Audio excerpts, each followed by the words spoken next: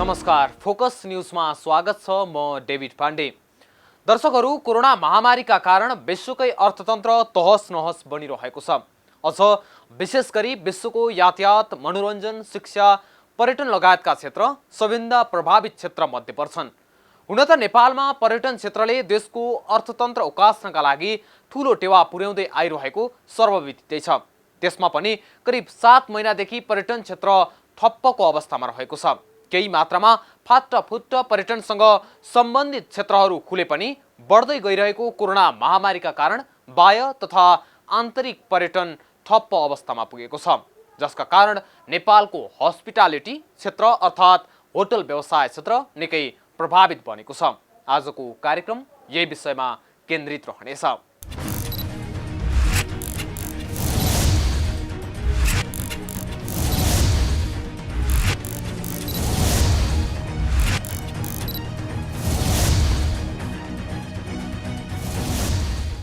दर्शकवृन्द, चैत्र 11 गतेदेखि सुरु भएको निरन्तरको लकडाउन तथा बीचबीचमा खोलिँदै बन्द हुँदै आइरहेको पर्यटन क्षेत्र निकै धराशायी बनेको छ।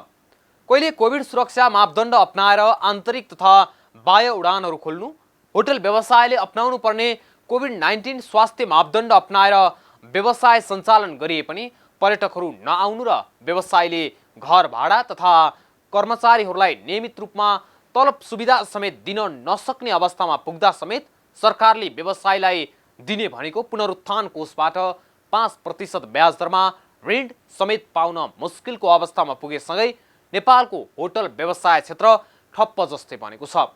अझ दैनिक रूपमा संक्रमितको संख्या थपिँदै जानुले व्यवसायी घर भाडा लगायतका प्रशासनिक र दैनिक व्यवस्थापन खर्च समेत धान्न नसक्ने अवस्थामा पुगेका छन्। होटल व्यवसायहरूका संगठनहरू होटल व्यवसाय संघ नेपाल हान र होटल तथा रेस्टुरेन्ट व्यवसाय संघ रेवानका पदाधिकारीहरू निरन्तर सरकारसँग छलफलमा बसे पनि कुनै निष्कर्षमा नपुग्नुले नेपालको पर्यटन क्षेत्र थप धराशायी बन्दै गइरहेको छ। हेरौँ यो रिपोर्ट।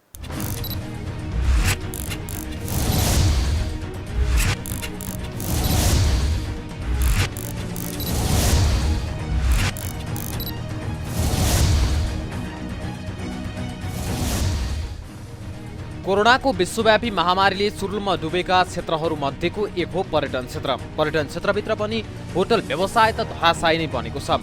नेपालमा साना ठुला र मझौला गरी हानमा दर्ता भएका होटल, रिसोर्ट र लजहरूको संख्या 900 भन्दा बढी रहेको छ। त्यसरी restaurant and bar association of Nepal रेवानमा दर्ता काठमाडौँ, पोखरा र सौराहामा करिब 500 को हाराहारीमा रेस्टुरेन्ट, बार तथा कफी सप लगायत दर्ता रहेका छन्। त्यसरी यी दुवै संस्थाहरू बाहेक जिल्ला प्रशासन र स्थानीय तहमा दर्ता भई सेवा दिइरहेका होटलहरू पनि हजारौंको संख्यामा नेपालमा रहेका छन्। यी सबै क्षेत्रमा लाखौं नागरिकहरू प्रत्यक्ष वा अप्रत्यक्ष रूपमा रोजगारीसँग जोडिएका छन्।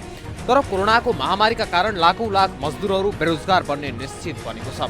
तथापि राज्यले यस क्षेत्रलाई उकास्नका लागि कुनै ठोस निर्णय र कार्यक्रम भने ल्याएको देखिँदैन। होटल व्यवसायले 10 लाख रोजगारी टिकाउने उपाय नभेटिएको भन्दै आक्रोशित भइरहेका छन्। सरकारले बजेट तथा मौद्रिक नीति मार्फत आपतकालीन कोष खडा गरी व्यवसायलाई 5% ब्याजमा ऋण प्रदान गर्ने भने पनि अझै सरकारले राष्ट्र बैंकमा पैसा जम्मा नगरिसकेकाले व्यवसाय सो सुविधाबाट वञ्चित बनेसँगै होटल व्यवसाय चौपट भएको व्यवसायहरूको गुनासो छ। यस्तो विषम परिस्थितिमा सबभन्दा पहिला त सबैले धैर्य धारण गर्नुपर्छ। रेस्टुरेन्टको म्यानेजमेन्ट ओनरहरू हैन, त्यसमा आबद्ध कर्मचारीहरू र हाउस ओनरहरू छन् र त्यसमा स्टेकहोल्डर, विभिन्न स्टेकहोल्डर जस्तो सामान सप्लाई गर्ने सप्लायर्सहरू हुनुहुन्छ र ब्याङ्कहरू पनि हुनुहुन्छ। सबैले आफ्नो तहमा केही अहिले सेक्रिफाइस गर्यो भने मात्रै यो सरकारले मात्रै गरेर हुने हैन, सबैले केही न केही सेक्रिफाइस गर्नैपर्छ। होटल संघ नेपाल हानले 5% ब्याज दरमा 50 अर्बको पुनर्स्थापना कोष स्थापनाको घोषणा सकारात्मक भए पनि होटल उद्योगमा कार्यरत 10 लाख भन्दा बढीको रोजगारी कसरी टिकाउने भन्नेतर्फ बजेट मौन रहेको जनाएको छ। हानले यही अवस्था रहे व्यवसाय बन्द गर्नुपर्ने अवस्थामा व्यवसाय पुगिसकेको बताएको छ। अहिलेको अवस्था भनेको एकदमै अनिश्चित। एक त रोगले पनि र भोगले पनि। रोग पनि घटेको छैन, बढ्दै छ हैन। कोभिड बढेको छ। यसलाई कसरी कन्ट्रोल गर्ने, यसबाट कसरी संक्रमण बचाउने भन्ने कुरा नै अहिलेसम्म अनिश्चित छ एकदमै। सँगसँगै अब आर्थिक क्रियाकलाप थप्दै बराबर छ। अहिले त्यसले गर्दाखेरि भोक पनि त्यतिकै बढिया छ। हालले ऋण लिएर कर्मचारीको तलब दिने अवस्थामा होटल उद्योग नभएको भन्दै सरकारसँग यसको उपाय सुझाउन माग गरेको छ। अहिलेको परिस्थितिमा होटल उद्योग कम्तीमा 2 वर्षभन्दा अघि न्यूनतम स्तरमा आर्थिक रूपमा सक्षम हुन नसक्ने अवस्थामा ऋण लिएर लामो समयसम्म कामदार कर्मचारीको तलब लगायत जग्गा भवन भौतिक संरचनाको भाडा व्यवस्थापन गर्न नसकिने सङ्घले स्पष्ट पारेको छ। करिब 7 महिनासम्म लम्बिँदै गएको बन्दाबन्दीको अवधिमा राजस्व कर महसुल लगायत छुट गरी कामदार कर्मचारीहरूलाई जीवनयापनका लागि न्यूनतम पारिश्रमिक सुरक्षा कोष जस्ता शीर्षकबाट बेहोरिने विश्वव्यापी प्रचलन समेत नेपाल सरकारले बजेटमा घोषणा गर्न नसकेको व्यवसायिक गुनासो छ। खर्ब रुपियाँ चाहिँ पुनर्कर्जा र 50 अर्ब चाहिँ राहत कोषको लागि भनेर चाहिँ जुन लिएर आएको थियो त्यो बेला सुन्दा चाहिँ स्वागत योग्य देखिए पनि अहिले कार्यविधि र यसको मौद्रिक नीति जुन हामीले पछि बुझ्दै गयौँ त्यसले झन् ठुलो समस्या निप्जाउने हो कि भनौँ न एउटा सरकारले तोकिदियो तर त्यसको लागि ठुलो एउटा समय हामीले खर्चिनु पर्ने। वार्षिक अर्बौं रुपियाँ कर तिर्ने तथा विदेशी विनिमयको मुख्य स्रोत होटल उद्योगको स्थापना सञ्चालन र विकासमा लागेको ऋण समेत तत्काल तिर्न सम्भव नभएको व्यवसायले उल्लेख गरेका छन्।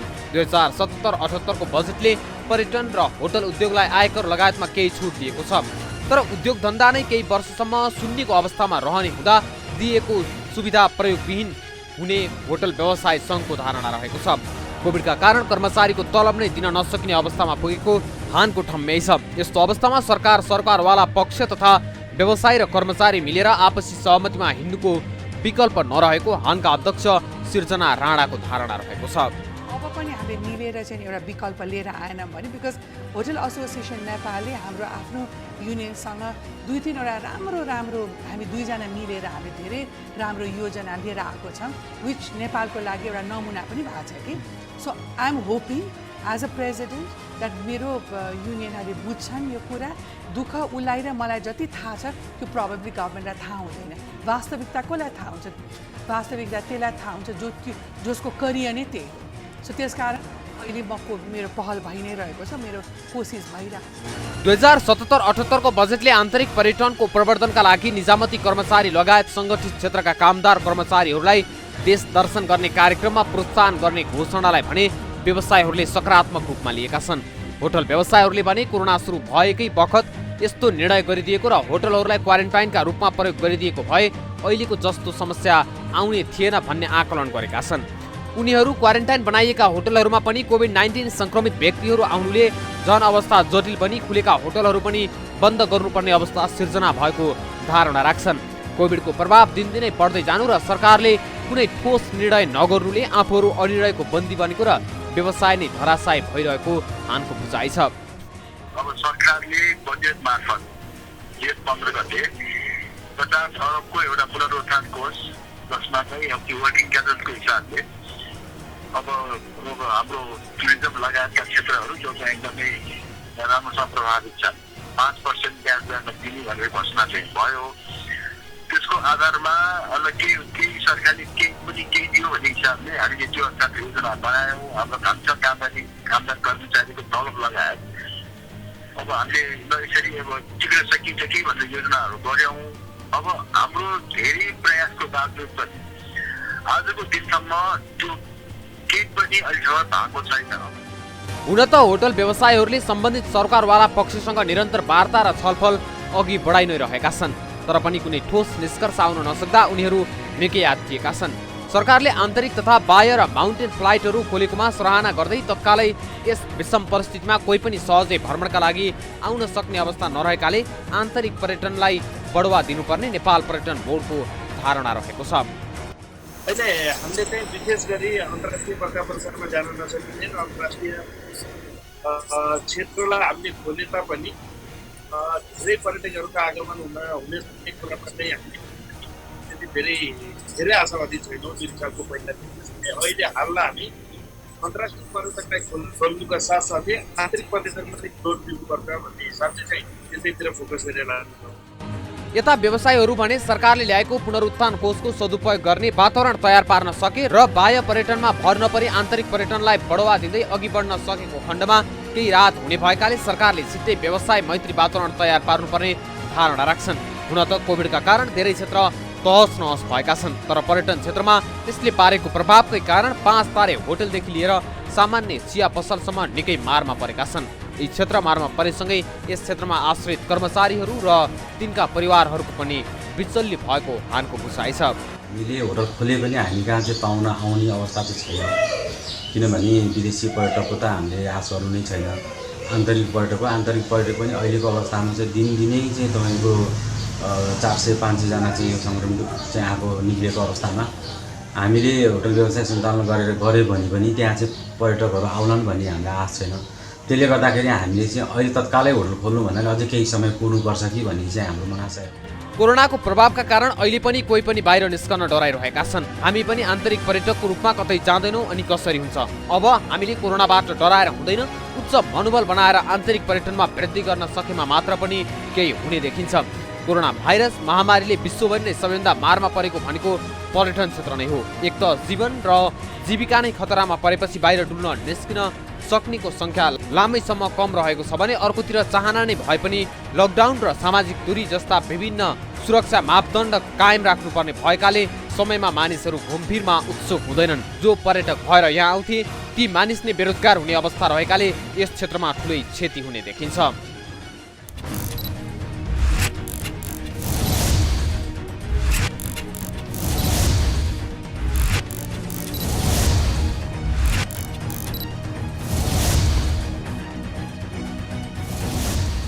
पक्कै पनि दर्शकवृन्द, पर्यटनलाई कसरी बचाउन सकिन्छ भनेर सरकारवाला मन्त्रालय र नेपाल पर्यटन बोर्ड निरन्तर रूपमा जुटिरहे तापनि परिणाम भने अझै केही देखिन सकेको छैन। होटल व्यवसायहरू यही अवस्थामा व्यवसाय टिकाउन नसक्ने अवस्थामा पुगेको बताइरहेका छन् भने सरकारले दिने भनेको ऋणको झमेला र राष्ट्र बैंक मार्फत दिने पुनरुत्थान कोषमा सरकारले अहिलेसम्म पैसा जम्मा नगरिनुले पनि व्यवसायले ऋणै लिएर पनि व्यवसाय चलाउँछु भन्ने आश मार्न थालिसकेका छन्। यही सहित विविध विषयवस्तुका साथ उपस्थित हुने नै छौँ एकैछिनको विश्रामपछि।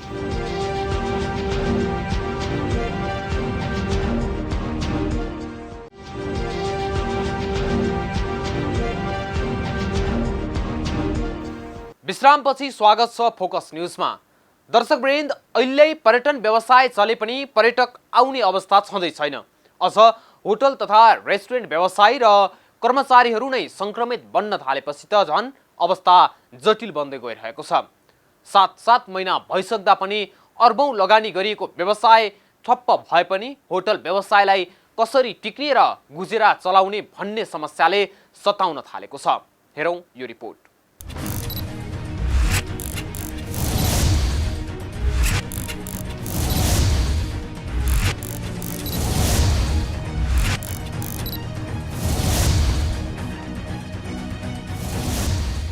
पर्यटन क्षेत्रलाई संसारभर जोखिमपूर्ण व्यवसायको रूपमा लिने गरिन्छ।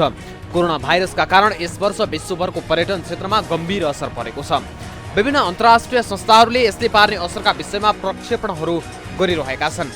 यसअघि पनि विभिन्न समयमा भएका घटना र प्रकोपले पर्यटन क्षेत्रलाई प्रभावित बनाएको थियो। सन् 2003 मा सार्स, त्यसपछि बर्ड फ्लू, स्वाइन फ्लू र इबोलाले पर्यटन क्षेत्रमा गम्भीर असर पारेका थिए। त्यस्तै सन् 2008 मा विश्वभर वित्तीय सङ्कट आउँदा पनि पर्यटन क्षेत्रमा ठुलो धक्का लागेको थियो। विगतका प्रकोपहरूमध्ये सार्सले सबैभन्दा धेरै असर पार्यो। त्यसले संसारका धेरै राष्ट्र प्रभावित भएका थिए। 4 महिना त पर्यटक घुमफिरमा निस्कन नै समस्या भएको थियो। त्यो 4 महिनामा पर्यटन क्षेत्रले बेहोरेको क्षतिबाट उम्किन 2 वर्ष लागेको थियो। मुलुकले बेहोर्दै आएको वैदेशिक व्यापार घाटा कम गर्ने महत्त्वपूर्ण साधनको रूपमा विकास हुँदै गर्दा कोरोनाका कारण पर्यटन क्षेत्र पनि थलिएको छ।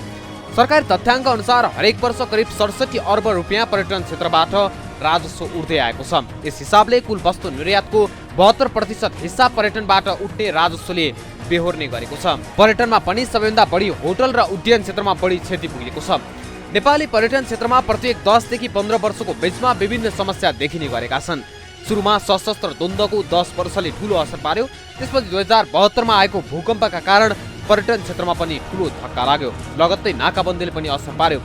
विपद र प्रकोपले मात्रै होइन, राष्ट्रिय र अन्तर्राष्ट्रिय गतिविधिहरूको पहिलो असर पनि पर्यटन क्षेत्रमै पर्ने गर्छ। तपाईँको अहिलेको लसेस भनेको मासिक हामीलाई हाराहारी 6 अर्बको लस हुँदै गएको छ। यदि हामी यसलाई चाहिँ 2019को हाम्रो तथ्याङ्कलाई हेर्ने हो भने पर्यटन आगमनको 12 लाख पर्यटक आउने र दिनमा $44 12.5 कसैलाई हेर्ने हो भने हामीलाई 6 अर्ब जति मासिक घाटा भएको छ। गत 7-8 महिनामा 42-48 अर्ब जति हामी लसमा पैसा। कोरोनाको प्रभाव सन् 2019 को डिसेम्बरबाट सुरु भएको हो। नेपालमा भने सन् 2020 को फेब्रुअरीसम्म पनि त्यसको त्यति चर्चा भएको थिएन। तर पर्यटन आगमनको तथ्याङ्क हेर्ने हो भने जनवरीदेखि नै असरहरू देखिन थालिसकेका थिए। सन् 2015 को भूकम्पपछि पर्यटन क्षेत्रको पुनरुत्थान सन् 2018 मा आएर बल्ल भएको थियो। सन् 2016 देखि 2019 सम्म पर्यटन आगमनको वृद्धि दर 22% हाराहारी भएको देखिन्छ। सोही वृद्धि दर सन् 2020 राख्दा पनि 14 देखि 15 लाख पर्यटक नेपाल आउने थिए। सरकारले सन् 2020 लाई नेपाल भ्रमण वर्षको रूपमा मनाउने र 20 लाख पर्यटक भित्राउने लक्ष्य राखेको थियो। प्रति पर्यटक $78 प्रतिदिन खर्च गराउने र बसाइ अवधि 15 दिन पुर्याउने निश्चित लक्ष्य निर्धारण गरेर कार्यक्रम तय गरिएका थिए। पर्यटक आगमन वृद्धि दर 22% भएकाले भ्रमण वर्षमा बढी ल्याउन सकिन्छ भन्ने विश्वासले 20 लाखको लक्ष्य राखिएको थियो। त्यसको आधारमा धेरै पर्यटन उद्योगी, व्यवसाय तथा लगानीकर्ताले सेवा उत्पादन गर्न लगानी बढाएका थिए। सरकारले दिएको लक्ष्यको वृद्धि दरको ग्याप 65% भन्दा बढी देखिन्छ। सोही अनुसार लगानीकर्ताले लगानी समेत गरेका थिए। यस्तो अवस्थामा जनवरी र फेब्रुअरीको पर्यटक आगमनलाई कसैले हेरेको थिएन। जबकि सन् 2019 को 22% को वृद्धि दर सन् 2020 को पहिलो 2 महिनामै 2% मा झरिसकेको थियो। त्यसपछि देश लकडाउनमा गयो। पर्यटकको आगमन शून्यमा झर्यो। पर्यटन क्षेत्रमा मात्रै प्रत्यक्ष 5 लाख मानिसको रोजगारीमा प्रभाव परिरहेको छ। पोटरहरू, डान्स बारमा नाच्ने लगायत सबै हिसाब गर्ने हो भने थप 3 लाख अनौपचारिक क्षेत्रका मानिसले रोजगारी गुमाएका छन्। त्यस्तै होटल, रेस्टुरेन्ट, ट्रेकिङ बन्द भएपछि आपूर्तिकर्तामा पनि असर परेको छ, जसमा खानेकुराहरू उत्पादन गर्नेदेखि सप्लायरसम्मको हिसाब गर्दा थप 3 लाख मानिसको रोजगारीमा प्रत्यक्ष असर परेको छ। यसरी सिधा हेर्दा पर्यटन क्षेत्रमा जोडिएका 11 लाख मानिसको रोजगारीमा कोरोनाले असर परेको छ। सरकारकै तथ्याङ्क केलाउने हो भने प्रति पर्यटकबाट प्रत्येक दिन $44 आम्दानीको हिसाब गर्दा राजस्वमा समेत यसले प्रत्यक्ष असर पारिरहेको छ, जसले गर्दा मासिक 6 अर्ब घाटा भइरहेको छ। हामी चाहिँ सरकार मागहरू पुर्याइएको नि हो। त्यसमा चाहिँ माग हुँदै थिएन। खास गरी 2टा मेजर समस्याहरू छ। हजुरको एउटा लोन, दोस्रो छ यो 2टालाई नै गभर्मेन्टले बजेटमा मद्दत नीतिमा सम्बोधन गरेको, तर त्यो कागजमा मात्रै सीमित भयो। म यहाँहरूबाट सरकारका विभिन्न निकायलाई सुझाव उहाँ त के भन्न चाहन्छु भने हामीले जुन मद्दत नीतिमा लिएर आएको जुन बजेटमा ल्याएर मद्दत नीति जुन कुरा घोषणा गरेको प्राइभेट सेक्टरले पाल्न नसकेको अवस्था। यसरी ध्वस्त भइरहेको पर्यटन क्षेत्रलाई सहज तरिकाले सुचारू नगर्दा एकातिर बेरोजगारी दर पनि बढ्दै गएको छ भने अर्कोतिर राज्यले राजस्व बापत प्राप्त गर्ने ठुलो रकम गुमाइरहेको छ। पर्यटन क्षेत्रमा खास गरी 5वटा समस्या छन्। पहिलो, उद्योगको सबैभन्दा धेरै खर्च हुने कर्मचारीको तलबमा हो। यो शीर्षकमा आम्दानीको 35 देखि 40% खर्च हुने गरेको छ। आम्दानी रोकिएपछि उद्योगी व्यवसायलाई पहिलो समस्या तलब दिन पर्नेछ। तलब नदिए कामदारको रोजीरोटीमा समस्या, दिनका लागि आम्दानी नै छैन। दोस्रो, ठुलो खर्च घर भाडामा जाने गर्दछ। केही ठुला होटल बाहेक अधिकांशको जग्गा वा भवन भाडामा छन्। तेस्रो, बिमा, बिजुली र अन्य खर्च हो। चौथो खर्च भनेको बैंकबाट लिइएका ऋणको किस्ता र ब्याज हो। पाँचौं खर्च भनेको करको खर्च हो। यी विषय र समस्यालाई सुल्झाउन सरकार र पर्यटन व्यवसाय तात्नै पर्ने हुन्छ। अबको बाटो के हुन सक्छ? पर्यटक आगमन दर फर्काउन 2 देखि 4 वर्षको समय लाग्ने देखिन्छ। यसमा 2-4वटा विषय तत्काल गर्न आवश्यक छ। पहिलो काम भनेको अहिले पनि अन्तर्राष्ट्रिय एजेन्सीहरूसँग उद्योगी र विशेष गरी पर्यटन बोर्ड निरन्तर सम्पर्कमा रहनुपर्छ। हामी उठ्छौँ, हामी जान्छौँ भन्ने सन्देश दिनुपर्छ। दोस्रो, पर्यटन अब नयाँ ढङ्गले जाने देखिन्छ। विगतमा जस्तो ठुलो समूहमा पर्यटक घुम्न निस्कने सम्भावना छैन। त्यस्तो हुँदा नेपाल जस्तो मुलुकका लागि फाइदा हुनेछ। सानो समूहलाई प्रवर्धन गर्ने खालका प्याकेज र बजारीकरण गर्न आवश्यक छ। अबको पर्यटन विज्ञापनमा भन्दा पनि सुरक्षित छौँ भन्ने सन्देश दिन आवश्यक छ। पर्यटक अब लामो अवधि बसाइका लागि नआउन पनि सक्छन्। त्यसका लागि पनि अब 3 र 4 दिनका प्याकेजमा केन्द्रित गर्न आवश्यक छ। अर्को, भिडभाडमा पर्यटक केही समय आउन डराउने भएकाले पदयात्रामा केन्द्रित हुन जरुरी हुन सक्छ। मानिसहरू लामो रुटमा नजाने सम्भावना भएकाले भारत, चीन र एसियाली मुलुकहरूमा हामी बढी केन्द्रित हुनुपर्छ। त्यस्तै उद्योगीहरूले पनि अब मास्क, पन्जा, सेनिटाइजर उपलब्ध गराउनुपर्छ। होटल सुरक्षित छ भन्ने सन्देश दिन आवश्यक छ। यसरी कोरोनाको अवस्था केही सामान्य बन्दै गएपछि पर्यटकलाई आकर्षण गराउन सकियो भने नेपालको पर्यटन क्षेत्र फेरि उठ्नेमा दुई मत छैन।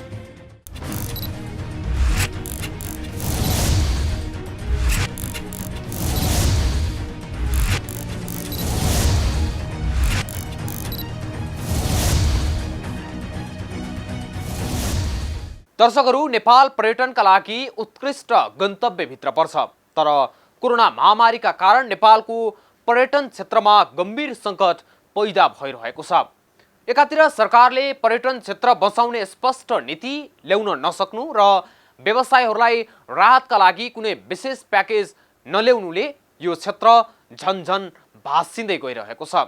नेपाल भ्रमण वर्ष 2020 को तयारी गर्दै गर्दा पर्यटन क्षेत्रमा अर्बौं लगानी गरेका व्यवसायी घर न घाटको बन्ने अवस्था सिर्जना भएको छ।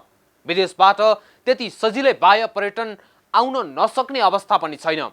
आन्तरिक पर्यटन बढावाका लागि सातै प्रदेश सरकार, केन्द्र सरकारले देश दर्शन लगायतका विभिन्न कार्यक्रमहरू ल्याए पनि ती केवल कागजी रूपमै सीमित रहने अवस्था सिर्जना भइरहेको छ।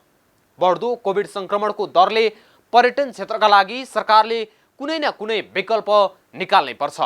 हवस् त, आजलाई फोकस न्यूज यति नै।